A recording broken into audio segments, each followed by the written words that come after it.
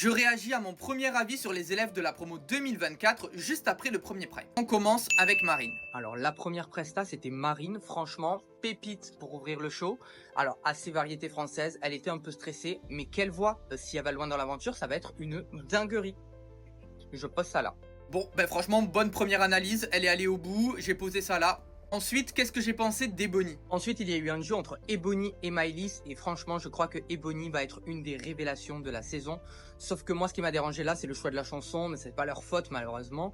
Mais ça permettait pas de les mettre en avant comme Marine qui a tout cassé en première. Bon, ben révélation de la saison, je pense que j'ai vu juste, je me suis pas trompé. Hein. Ensuite, mon fave, Charles, qu'est-ce que j'en avais pensé? Puis Charles, alors je suis pas prof de chant, parfois c'était peut-être pas juste ou quoi, mais les frissons, parce qu'il était trop touchant. La famille qui pleure dans le public, j'ai encore les frissons. Franchement, j'aime beaucoup. J'aime bien Charles, en plus c'est l'un des Benjamins. J'aime bien, j'espère que il va pas sauter trop rapidement. Bon, ben j'aimais beaucoup, j'aime toujours beaucoup, et ça va, il a pas sauté trop vite. En revanche, il méritait largement sa finale. Moi, on n'a pas eu la finale Charny, je l'ai là. On passe à Franck. Et Franck sur du Céline Dion, mais vraiment du miel. C'était l'hymne de la Starac 2022. J'adore, j'adore. C'est enveloppant, c'est touchant, un diamant brut. Du miel, diamant brut, je pense que j'ai visé juste encore. Hein. On enchaîne avec Emma. Emma, pépite, vraiment les haters, buvez de l'eau. J'adore Emma.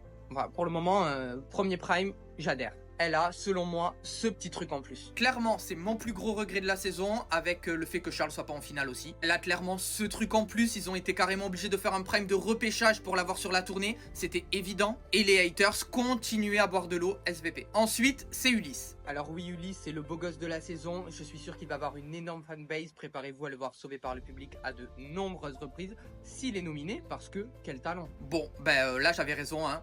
Préparez-vous à le voir sauvé par le public. Il a fait 6-7 fois. Hein. Donc là, j'ai vu encore juste. Hein. Maintenant, Maya. Maya, comme je vous le disais, c'est quelqu'un. On rigole pas avec Maya. Que ce soit quand elle chante ou quand elle échange avec Nikos, elle a un charisme de dingue.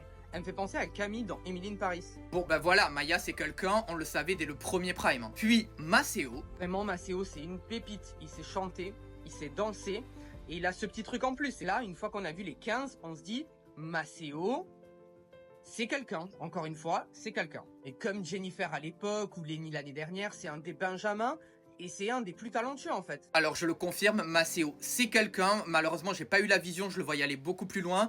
J'espérais qu'il fasse la tournée. Bon, j'espère que derrière, il va tout donner pour nous offrir des